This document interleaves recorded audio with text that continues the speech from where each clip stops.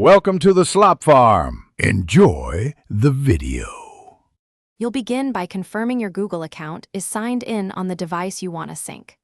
Once signed in, open Settings and go straight to Sync and Google Services to enable sync. This starts the handshake between device and cloud. Make sure you choose which categories to include: contacts, calendar, drive, Chrome bookmarks, and app data, because each selection determines what travels. If you use multiple devices, pick one primary profile to avoid conflicts and move to the next step. Next, configure the advanced options so data moves accurately. Open Sync settings to manage each data type and enable encryption for sync data if offered. This protects sensitive items.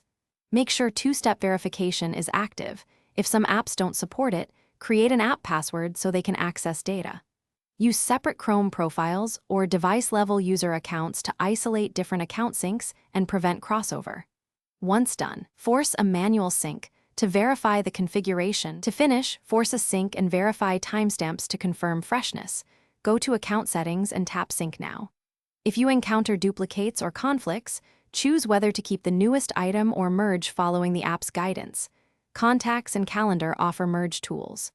If sync fails, check network connectivity, available Google storage, and re-authenticate the account.